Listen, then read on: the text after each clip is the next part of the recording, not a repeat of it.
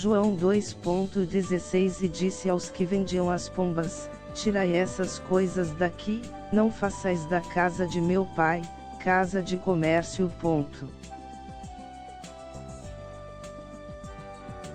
Comentários Otávio Rosa. A igreja cristã sempre encontrou dificuldades para vencer o desejo de adquirir riquezas. Muitos pensam que a ideia da teologia da prosperidade é algo recente do meados do século XIX, por volta do ano de 1954, nos Estados Unidos. Contudo, essa linha de pensamento surgiu no início do século IV, quando, por causa da conversão do imperador Constantino, a igreja, que até então era composta por pessoas na sua maioria pobres, que se pegavam à fé, pois não havia recursos humanos financeiros para saúde, alimentação e moradia.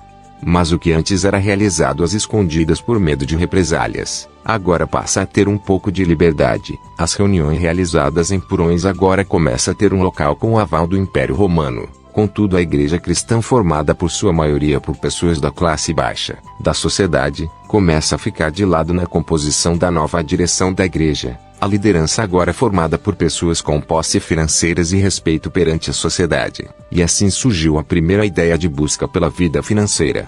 De lá para cá, com as diversas transformações da igreja e divisão da igreja no início do século XV, no ano de 1507, a ala da igreja denominada protestante, que buscavam volta à origem do Evangelho de Cristo, pregando somente as Escrituras Sagradas e a salvação pela fé. Todavia, suas constantes subdivisões, a igreja cristã protestante, na metade do século XIX, por volta do ano de 1950, num evento denominado Avivamento, e posteriormente nos anos 1980, com os televangelistas, e na década seguinte 1990 a 2000 com os missionários.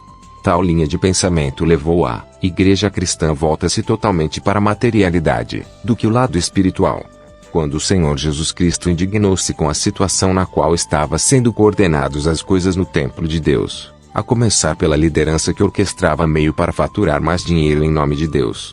Não muito distante disto está a liderança da igreja cristã católica, que em determinado tempo vendia indulgências, que significa, primeiro, disposição para perdoar culpas ou erros, clemência, misericórdia.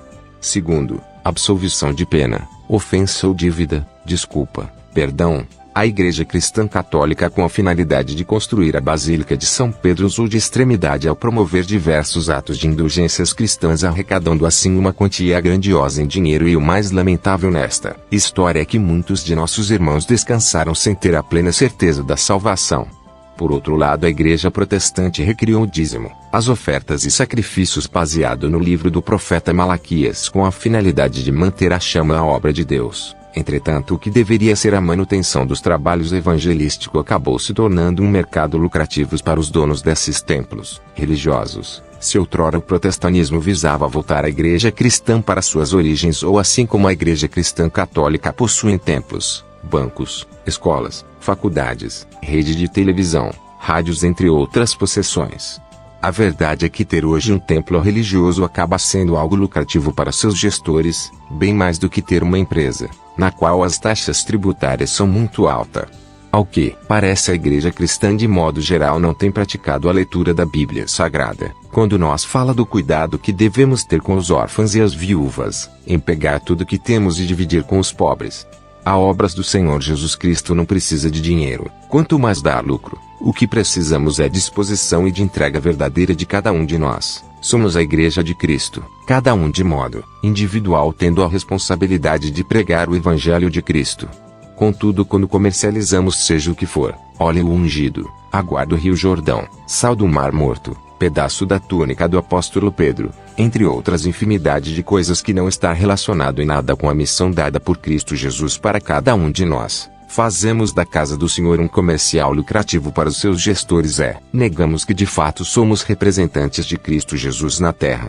Não se pode em hipótese alguma fazer barganhas em um templo religioso que leva o nome de Cristo, ainda que teologicamente não concordamos com aberturas de templos cristãos, por acreditarmos que a igreja de Cristo seja orgânica, ou biológica, caracterizada pela pessoa de Cristo Jesus em cada um de nós. Respeitamos cada uma das instituições religiosas que levam o nome do nosso Senhor e Salvador pessoal, Cristo Jesus.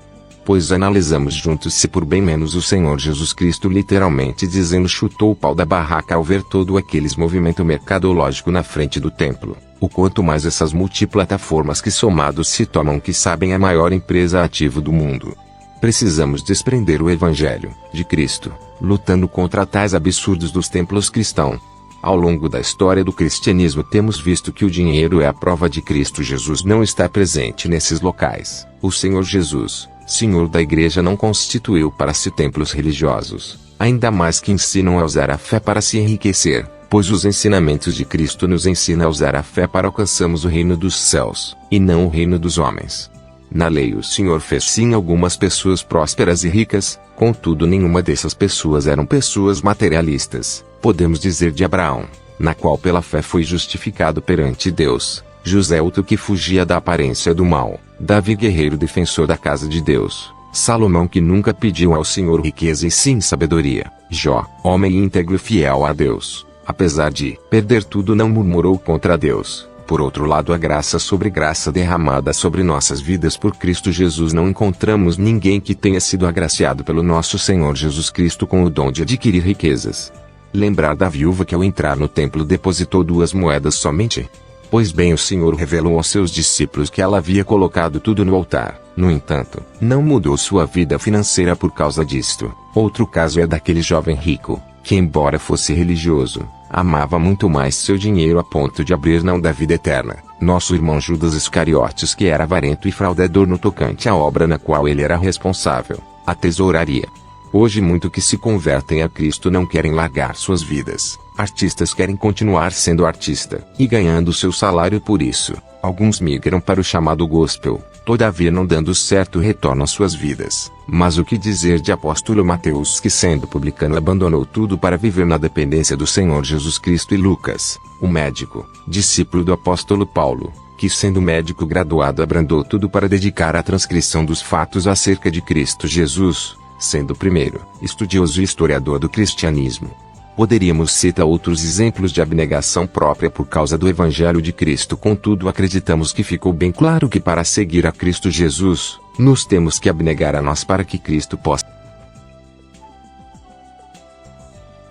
Ajuda-nos a divulgar o Evangelho do Senhor Jesus Cristo, deixa seu like, se inscreva no canal e compartilha esse vídeo. Yahweh, o Eterno, te abençoe e te guarde.